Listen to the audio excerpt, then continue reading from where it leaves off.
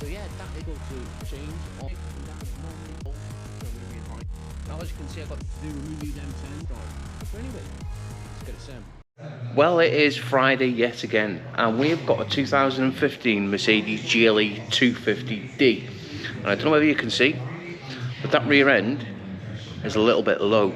Now, I had a little look at this the other day, and I've got the video of it somewhere.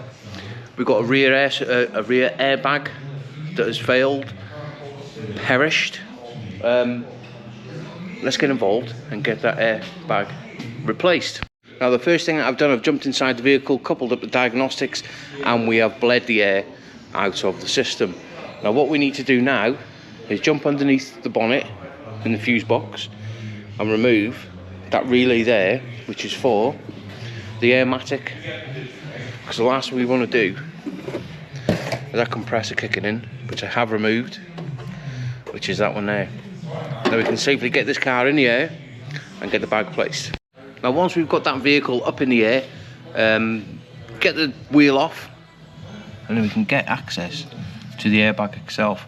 Now if you've done everything correctly, that airbag should be wobbling nice and free. Now what we need to do, now be careful, get yourself a little bar and just pop it off the chassis, because they are on a little plastic clip. And then what we need to do is just turn the bag a little bit, be extra careful, and see that little fit in there, that is 10mm, and we just need to get that removed. Now when undoing these airlines, you've got to be so careful, so get yourself a little bit of lubrication, and I'm going to be using Launch Power Lube Plus, which is absolutely insane. Give it a little bit of a, don't need much, a little squirterooning, and we get a 10mm now. And what I like to do is hold the airline itself, because it can twist, and undo that fitting, because the last thing you want is an airline cracking and twisting and splitting. We're just going to get that fitting out. Once that bag is now disconnected, that should just pull out nice and easy. Simple. Now where this bag had split was just as it folded around here. I'll have a look, see if I've got the clip for you, because I did take a little video of it. All I did was get a little bit of soapy water. I'll show you now. Where's it gone? And all I did, give it a good squirt, like so, all the way around. And if the bags are leaking, you'll see lots of little bubbles. Simple to diagnose. Now with that bag removed, there is a fitting on here, which you do get in the new kit. That one there. We've got to be so careful with it, because you don't want to be damaging it. But this one, just need to get a nail, be careful with it, and it will just pull off like so. Right, now let's get this brand new airbag fitted. But before we do, what we need to do, the cup where it sits, get an airline and a wire brush, make sure it is nice and clean, and then once you've given it a bit of a wire brush, get our airline. Before we put our airline on, we're going to get a little blanking cap and put on that line there, because oh, I dropped it. We don't want to be getting any dust or crap or anything up that pipe.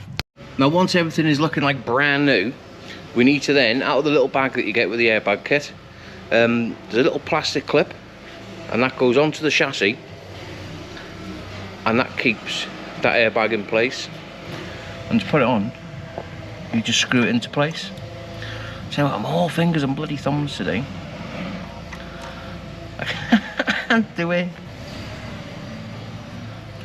We just screw that into place, like so. We've now got to put that brand new fitting on. Now what I like to do is put a tiny little bit of red rubber grease around the pipe itself, because inside that union there is little rubber O-rings, and as we're tightening it up, the last thing we want to do is have them turn, and that little red rubber grease is going to help you tighten it up. Once that airbag has been fitted in place, you can come underneath it now, and you can just nip that fitting up and make sure the pipe from underneath is not kinked or twisted. Right, all we've got to do now is put that wheel on and drop the vehicle on the floor. Now with the vehicle back on the floor, We need to come underneath the bonnet, come back in the fuse box, and we need to get this fuse relay put back in. Right, with everything coupled up back up now, what we need to do is jump back in the car. It might level itself out. We might have to do it on the diag. We're going to give it a start and see what happens. Where's a button? It's not a button, it's a key. We'll see now if it goes up on its own. We'll give it a couple of minutes. Luckily enough, I haven't had to use the diag equipment to pump the suspension back up, but we are now at a good riding height. Let's get off the ramp and take it down the road for a little bit of a test drive. Well, we're out and about and the car's driving absolutely, well, it's like a cushion of air. Well, you are driving on a cushion of air, aren't you? But anyway, the car's driving as it should be. We've got no warning lights on the dash whatsoever. Let's get back to the workshop. Well, we're back after a successful test drive. Now, we're just going to jump around to the Airmatic, check for fault codes, which there is because we've had that relay. And the actuation of the compressor has a malfunction. There is an open circuit. We ain't worried about that because we've had the relay out. What we're doing now is clear all them fault codes. Turn everything green. It's absolutely rapid, this tab 3 is. Got to give it that.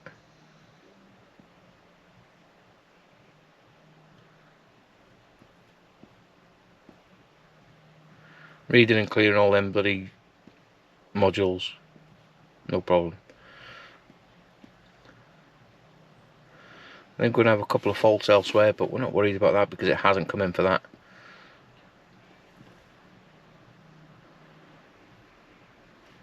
And that's it. What's in that sound module? Is it going to be a light?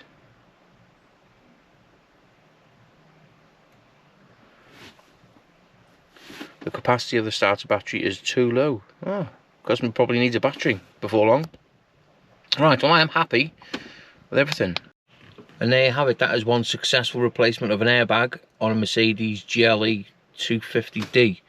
Now ideally, personally, I would have liked to have put 2 bags on. Chances are the other bag on the other side isn't going to last long. But hey, just do as you're told, do as you're told. But anyway, that is it. Hope you all have an absolutely mint Friday and a good weekend if I don't see you later on or tomorrow. Anyway, let's get it sent.